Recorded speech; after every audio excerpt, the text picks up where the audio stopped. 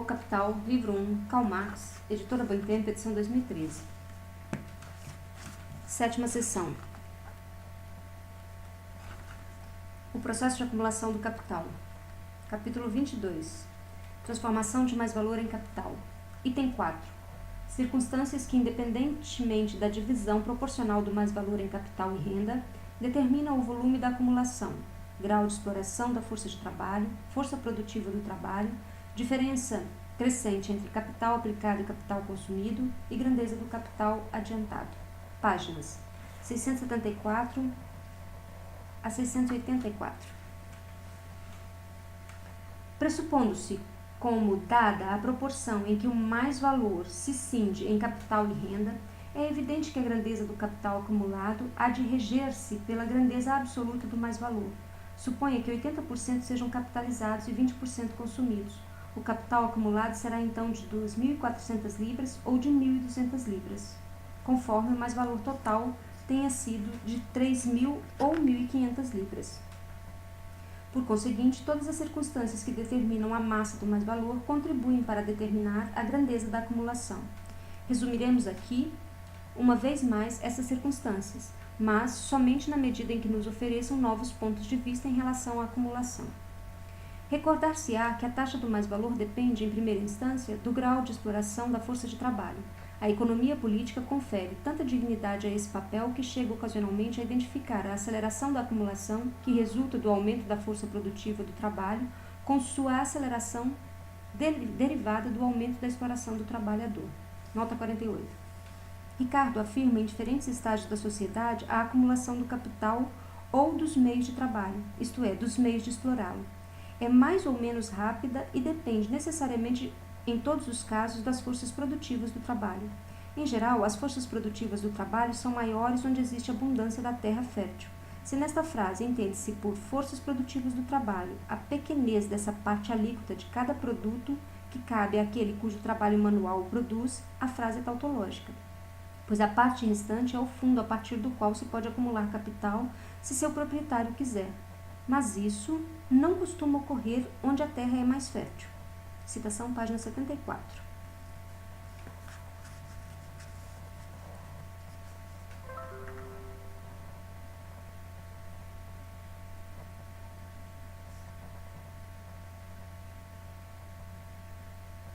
Nas sessões dedicadas à produção de mais-valor, partimos sempre do pressuposto de que o salário era pelo menos igual ao valor da força de trabalho, mas a redução forçada do salário abaixo desse valor desempenha um papel importante demais no movimento prático para que não nos dediquemos a ela por um momento.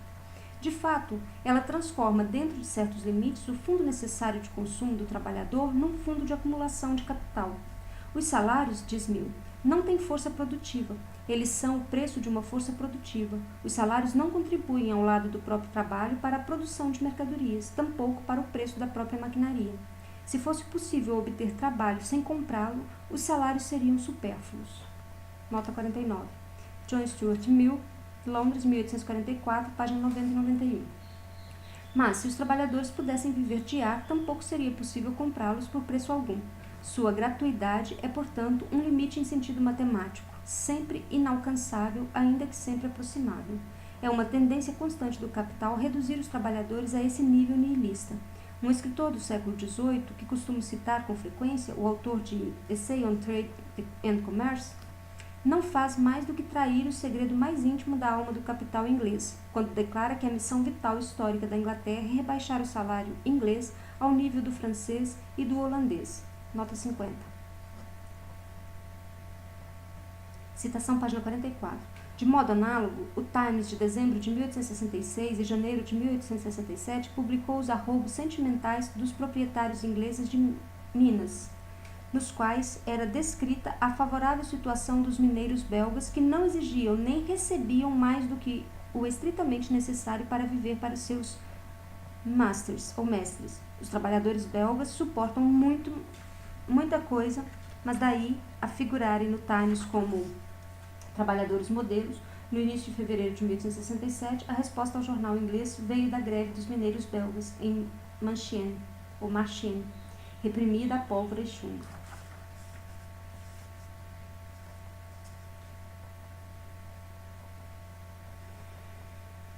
Ingenuamente ele diz, entre outras coisas, citação: mas, se nossos pobres, termo técnico para trabalhadores, querem viver de modo luxuoso, é evidente que seu trabalho tem de ser caro. Basta considerar a horripilante massa de superfluidades que nossos trabalhadores manufatureiros consomem, como aguardente, gin, chá, açúcar, frutas importadas, cerveja forte, lenços, estampados, rapé e tabaco. Nota 50. E 1. Evelyn, página 44 a 46. Fim da citação. Ele cita o escrito de um fabricante de Northamptonshire, que mirando o céu lamenta: na França o trabalho é 1/3 mais barato que na Inglaterra, pois os franceses pobres trabalham duramente e economizam na alimentação e no vestuário. Sua dieta é composta principalmente de pão, frutas, verduras, raízes e peixe salgado, pois comem carne muito raramente e, estando caro o trigo, muito pouco pão. Nota 52. O fabricante de Northamptonshire comete uma fraude piedosa, desculpável considerando-se o arrebatamento de seu coração. Ele afirma comparar a vida dos trabalhadores manufatureiros ingleses e franceses, mas o que descreve nas frases aqui citadas é como ele mesmo confessa mais adiante em seu estado de confusão a condição dos trabalhadores agrícolas franceses.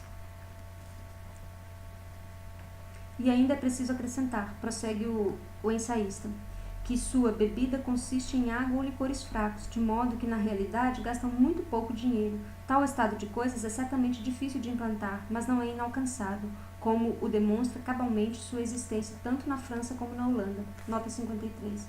John Stuart Mill, citação página 70 e 71. Nota a terceira edição. Hoje, graças à concorrência que desde então se instaurou no mercado mundial, damos muitos passos à frente. Se a China, declara o parlamentar Stapleton e seus eleitores, se tornasse um grande país industrial, não vejo como a população trabalhadora da Europa poderia enfrentar esse desafio sem decair ao nível de seus concorrentes. Times, 3 de setembro de 1873. Não mais salários continentais, mas salários chineses. Esse é agora o objetivo perseguido pelo capital inglês.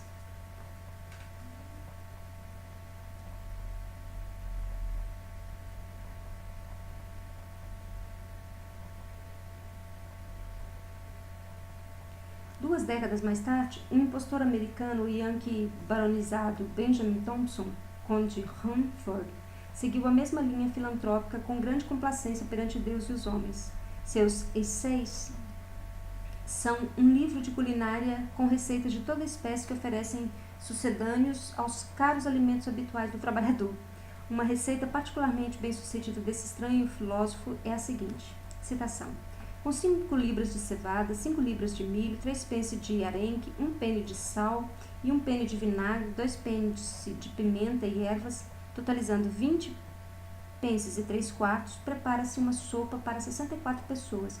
Considerando-se o preço médio do cereal, o custo pode ser abatido de 1/4 de penne, menos de 3 pfennig por cabeça. Nota 54. Benjamin Thompson, Londres, 1796-1802, volume 1, página 294.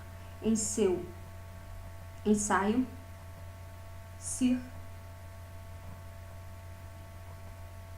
Eden recomenda encarecidamente a sopa para mendigos, criada por Humford, aos diretores da workhouses, e em tom de censura adverte os trabalhadores ingleses que entre os escoceses há muitas famílias que, em vez de se alimentar com trigo, centeio e carne, vivem por meses e muito confortavelmente apenas com flocos de aveia e farinha de cevada misturados, com água e sal. Volume 1, livro 2, capítulo 2, página 503. Advertências semelhantes encontramos no século XIX. Lê-se, por exemplo, os trabalhadores agrícolas ingleses não aceitam nenhuma mistura de cereais de tipos inferiores. Na Escócia, onde a educação é melhor, esse preconceito provavelmente inexiste. Charles Perry, Londres, 1816, página 69. No entanto, o mesmo Perry reclama que o trabalhador inglês teria decaído muito agora, 1815, em comparação com a época de Éden, 1797.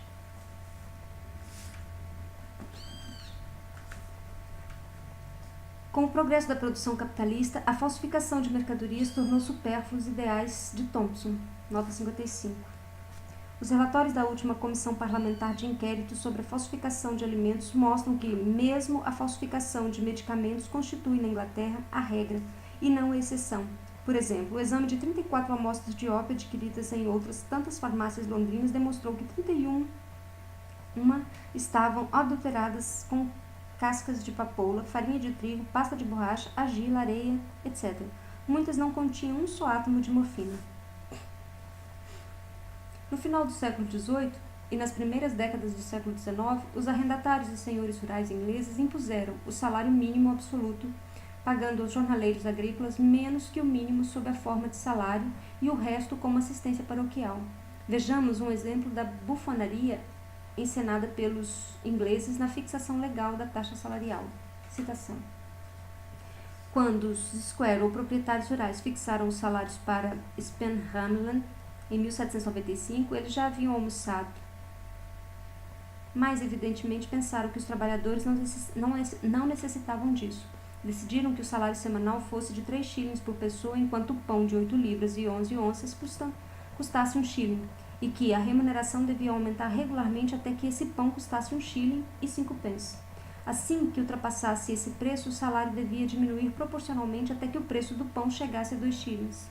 Desse modo, a alimentação do trabalhador seria 1/5 menor que antes. Nota 56.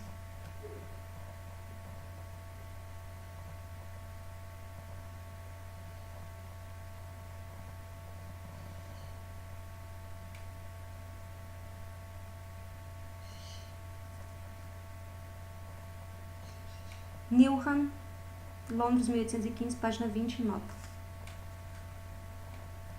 Perante a comissão de inquérito da House of Lords, Câmara dos Lords, em 1814, perguntou-se a um certo Bennet, grande arrendatário, magistrado, administrador de uma workhouse e regulador de salários. Citação. Existe alguma relação entre o valor do trabalho diário e a assistência paroquial dos trabalhadores? Resposta.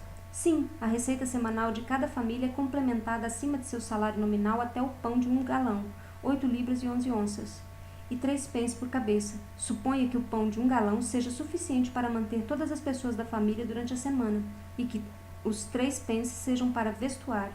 No caso de a paróquia preferir fornecer ela mesma as roupas, descontam-se os 3 pence. Essa prática impera não só em todo o oeste de Wiltshire, mas creio eu que em todo o país. Assim, exclama um escritor burguês daquela época, os arrendatários degradaram por anos uma classe respeitável de seus conterrâneos, forçando-os a buscar refúgio na workhouse. Nota 57.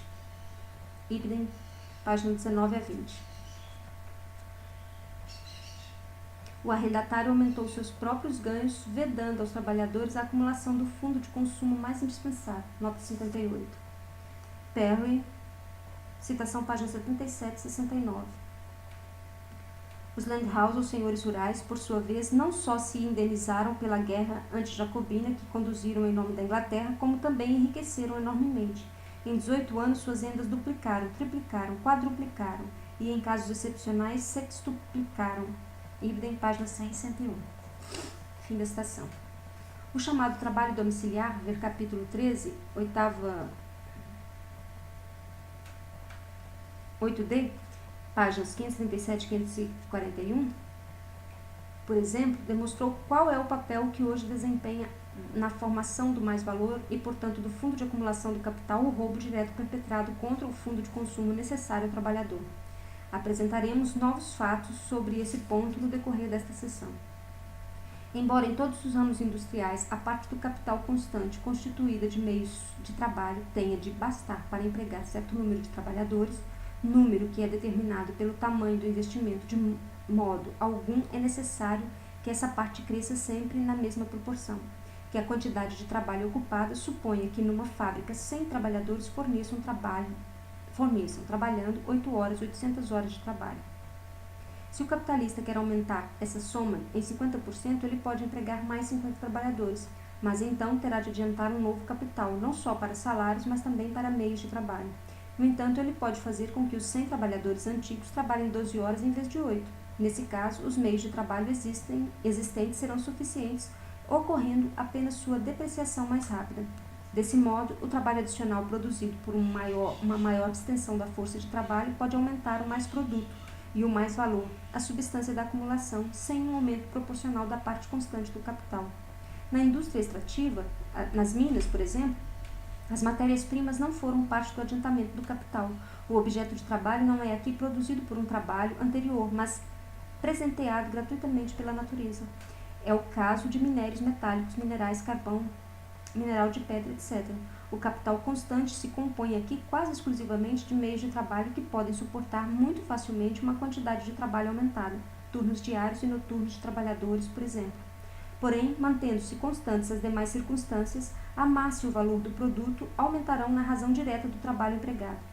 Como no primeiro dia da produção, convergem aqui o homem e a natureza, isto é, os formadores originais do produto e, portanto, também os formadores dos elementos materiais do capital. Graças à elasticidade da força de trabalho, a área de acumulação se ampliou sem o aumento prévio do capital constante. Na agricultura, é impossível ampliar a terra cultivada sem um adiantamento de sementes e adubos adicionais, mas, uma vez realizada esse adiantamento, o cultivo puramente mecânico do solo exerce um efeito prodigioso sobre a quantidade do produto. Desse modo, um maior volume de trabalho executado pelo mesmo número de trabalhadores eleva a fertilidade sem exigir um novo adiantamento de meios de trabalho. Uma vez mais, é a ação direta do homem sobre a natureza que converte, sem interferências, de novo, capital em fonte direta de maior acumulação. Por fim, na indústria propriamente dita, todo gasto adicional de trabalho pressupõe o correspondente gasto adicional de matérias-primas, mas não necessariamente de meios de trabalho. E como a indústria extrativa e a agricultura fornecem à indústria fabril suas próprias matérias-primas e a ela seus meios de trabalho, esta se beneficia também do acréscimo de produtos que aquelas realizam sem nenhum acréscimo de capital. Resultado geral: o capital, ao incorporar os dois formadores originais da riqueza, a força de trabalho e a terra, adquire uma força expansiva que lhe permite estender os elementos de sua acumulação além dos limites aparentemente fixados por sua própria grandeza, limites estabelecidos pelo valor e pela massa dos meios de produção já produzidos, nos quais o capital tem sua existência. Outro fator importante na acumulação do capital é o grau de produtividade do trabalho social. Com a força produtiva do trabalho, cresce a massa de produtos na qual se apresenta um valor determinado e, portanto, também um mais-valor de dada grandeza. Se a taxa do mais-valor se mantém constante ou mesmo decrescente, sempre que ela diminui mais lentamente do que aumenta a força produtiva do trabalho, cresce a massa do mais-produto. Assim, mantendo-se inalterada a divisão do mais-produto em renda e capital adicional, o consumo do capitalista pode aumentar sem que diminua o fundo de acumulação.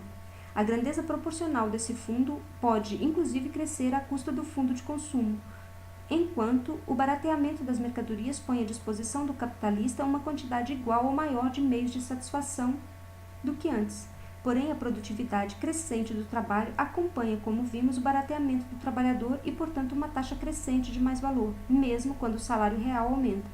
Este nunca aumenta na mesma proporção da produtividade do trabalho. Portanto, o mesmo valor de capital variável põe em movimento mais força de trabalho e, por conseguinte, também mais trabalho. O mesmo valor de capital constante se representa em mais meios de produção, isto é, mais meios de trabalho, material de trabalho e matérias auxiliares, fornecendo assim tanto mais formadores de produto como mais formadores de valor, ou absorvedores de trabalho. Se o valor do capital adicional se mantém constante ou mesmo decrescente, ocorre, pois, uma acumulação acelerada. Não apenas se amplia materialmente a escala de reprodução, mas a produção do mais-valor cresce mais rapidamente que o valor do capital adicional.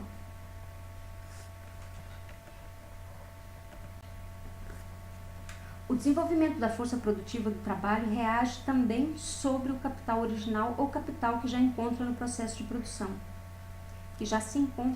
produção. Uma parcela do capital constante em funcionamento é composta de meios de trabalho, como maquinaria e etc., que apenas em períodos mais longos são consumidos e assim produzidos ou substituídos por novos exemplares do mesmo tipo. A cada ano, no entanto, uma parte desses meios de trabalho perece ou atinge a meta de sua função produtiva.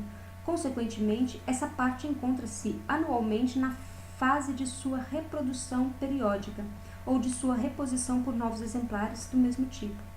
Se nos lugares de nascimento desses meios de trabalho a força produtiva do trabalho foi ampliada e continua a se ampliar com o fluxo ininterrupto da ciência e da técnica, as máquinas, ferramentas, aparelhos, etc., velhos, são substituídos por outros mais eficazes, e considerando o volume de seu rendimento mais baratos. O capital antigo é reproduzido de uma forma mais produtiva, abstraindo das contínuas alterações de detalhes nos meios de trabalho existentes.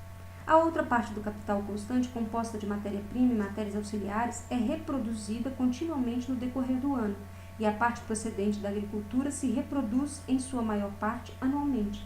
Portanto, toda a introdução de métodos e etc., aperfeiçoados, exerce aqui um efeito quase simultâneo sobre o capital adicional e o capital já em funcionamento.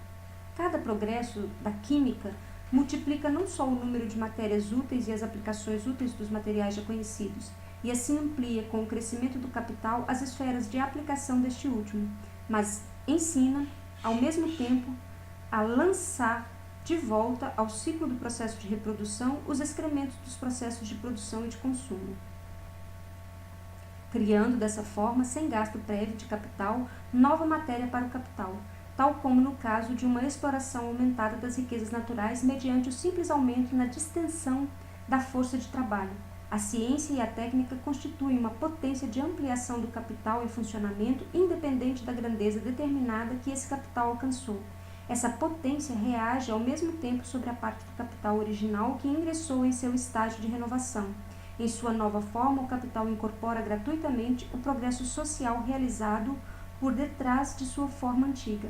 Por certo, esse desenvolvimento da força produtiva é, ao mesmo tempo, acompanhado de uma depreciação parcial dos capitais em funcionamento, na medida em que essa depreciação se torna mais aguda em razão da concorrência. O peso principal recai sobre o trabalhador, com cuja exploração aumentada o capitalista procura se ressarcir. O trabalho transfere ao produto o valor dos meios de produção por ele consumidos. Por outro lado, o valor e a massa dos meios de produção postos em movimento por dada quantidade de trabalho crescem na proporção em que o trabalho se torna mais produtivo. Portanto, ainda que a mesma quantidade de trabalho agregue sempre a seus produtos a mesma soma de valor novo, o valor do antigo capital, simultaneamente transferidos aos produtos por aquela quantidade de trabalho, aumenta com a produtividade crescente do trabalho.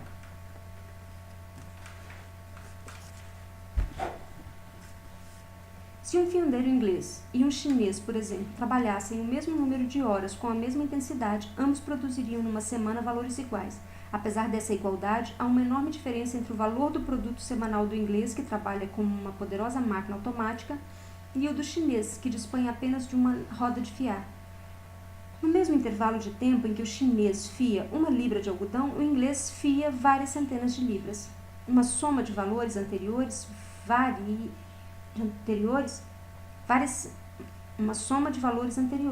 várias centenas de vezes maior, incha o valor do produto do fiandeiro inglês, produto no qual tais valores são conservados sob uma nova forma útil e podem, assim, funcionar novamente como capital. Em 1782, informa-nos Frederick Engels, toda a produção de lã tosquia dos 3 anos precedentes continuava na Inglaterra, em estado bruto por falta de operários, e assim permaneceria se as novas invenções mecânicas não houvessem tornado possível sua fiação. Nota 59. Frederick Engels, página 20, edição brasileira, Situação da classe trabalhadora na Inglaterra, citação página 52.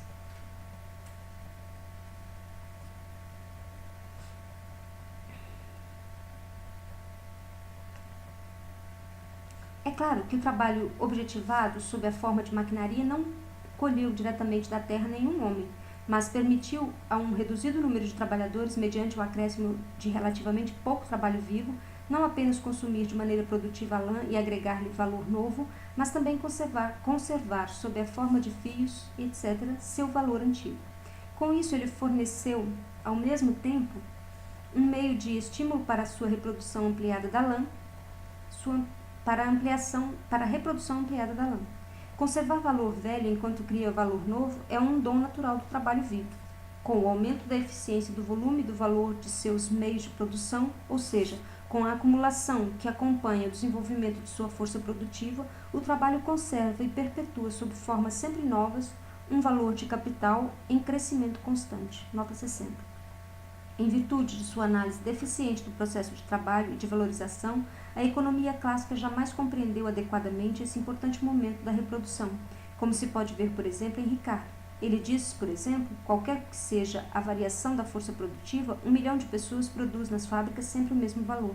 Isso é correto quando estão dados a extensão e o grau de intensidade de seu trabalho, mas não impede, e Ricardo o desconsidera em algumas de suas conclusões, que 1 milhão de pessoas executando trabalhos com diferentes forças produtivas transformem em produto massas muito distintas de meios de produção e, por conseguinte, conservem seu produto massas de valor muito diversos que diferem em grande medida dos valores dos produtos fornecidos por esses trabalhadores. Com esse exemplo, Ricardo, digamos de passagem, procura em vão explicar-se a diferença entre valor de uso, que ele aqui denomina riqueza material, e valor de troca. Say responde: quanto à dificuldade levantada por Ricardo quando diz que 1 milhão de pessoas poderia, com melhores métodos, produzir o dobro ou o triplo de riqueza sem criar mais valor, essa dificuldade desaparece quando se considera como é devido que a produção é um intercâmbio no qual se dão os serviços produtivos de seu trabalho, de sua terra e de seu capital para obter produtos. Mediante esses serviços reprodutivos, adquirimos todos os produtos que existem no mundo. Portanto, somos tanto mais ricos e nossos serviços produtivos têm tanto mais valor quanto maior é a quantidade de coisas úteis que obtém o intercâmbio denominado produção. Say, 1820, páginas 168 e 169. A dificuldade, ela existe para ele, não para Ricardo, que Say precisa explicar é a seguinte: por que o valor dos valores de uso não aumenta quando sua quantidade aumenta em decorrência da elevação da força produtiva de trabalho? Resposta: a dificuldade é resolvida atribuindo-se ao valor de uso, gentilmente, o nome de valor de troca. O valor de troca é aqui coisa que, de uma maneira ou de outra, está vinculada com o intercâmbio. Chamemos a produção, portanto, de troca, de trabalho e de meios de produção por produto, e é evidente que obteremos tanto mais valor de troca quanto mais valor de uso fornecer à produção.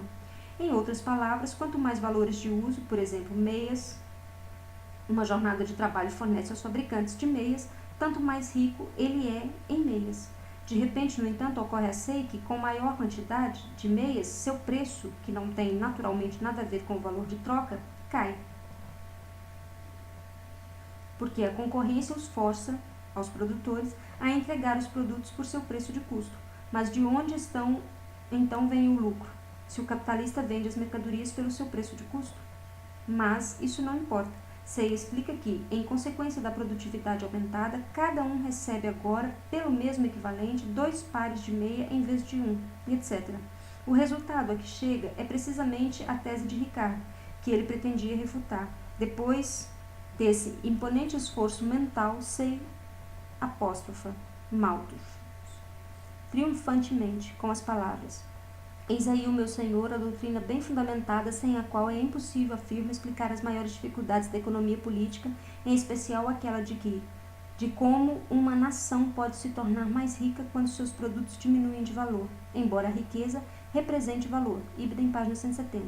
Um economista inglês, referindo-se às proezas similares de Say, observa o seguinte: essas maneiras afetadas de tagarelar constituem em conjunto aquilo que o Sr. Say gosta de chamar sua doutrina, a qual ele recomenda calorosamente a Malthus que ensine em Hertford, tal como já ocorre em várias partes da Europa. Diz Say: se encontrardes uma aparência de paradoxo em todas essas afirmações, observai as coisas que elas exprimem, e ouso crer que elas vos parecerão muito simples e razoáveis. Sem dúvida, em consequência desse processo, elas aparecerão, como qualquer coisa, menos originais ou importantes. Citação, página 110. Essa força natural do trabalho aparece como força de autoconservação do capital no qual ela está incorporada, exatamente do mesmo modo que suas forças produtivas sociais aparecem como propriedades desse capital, e a apropriação constante do mais trabalho pelo capitalista aparece como autovalorização contínua do capital. Todas as forças do trabalho se projetam como forças do capital, assim como todas as formas de valor se projetam como formas de dinheiro. Com o aumento do capital, aumenta a diferença entre o capital empregado e o consumido. Em outras palavras, aumentam as massas de valor de material dos meios de trabalho, como edifícios, maquinaria, tubos e drenagens, animais de trabalho, aparelhos de todo tipo, que por períodos maiores ou menores, em processos de produção constantemente repetidos, funcionam em todo o seu volume ou servem para obter determinados efeitos úteis, desgastando-se apenas gradativamente e, portanto, perdendo seu valor por frações, ou seja, transferindo-o também ao produto apenas de modo fracionado. Na mesma proporção em que esses meios de trabalho servem como formadores de produtos sem lhes agregar valor, isto é, na mesma proporção em que são empregados em sua totalidade, porém consumidos apenas parcialmente, eles prestam, como indicamos anteriormente, o mesmo serviço gratuito das forças naturais, como a água, o vapor, o ar, a eletricidade, etc. Esse serviço gratuito do trabalho passado, quando capturado e animado pelo trabalho vivo, acumula-se à medida que se amplia a escala da acumulação. Como o trabalho pesado ou passado se disfarça sempre em capital, isto é, como passivo do trabalho de A, B, C, etc., torna-se ativo do não trabalhador, X, burgueses e economistas políticos se desmancham em louvores aos méritos do trabalho passado, que, segundo o gênio escocês McCulloch, devem inclusive receber um soldo, juros, lucros, etc. Nota 61. McCulloch obteve a patente de seu salário de trabalho passado muito antes que Sênior patenteasse o salário da abstinência. O peso sempre crescente do trabalho passado, que coopera no processo vivo de trabalho sob a forma de meios de produção, é atribuído assim à sua figura de capital, isto é, à figura que foi alienada do próprio trabalhador, e consiste em trabalho passado e não pago deste último. Os agentes práticos da produção capitalista e seus tagarelas ideológicos são tão incapazes de conceber um meio de produção separadamente da massa social antagônica que hoje adere em seu rosto, quando o escravista o é, de conceber o próprio trabalhador separadamente de seu caráter de escravo. Dado o grau de exploração da força de trabalho, a massa de mais valor é determinada pelo número de trabalhadores simultaneamente explorados, número que corresponde ainda que, em proporção variável, à grandeza do capital.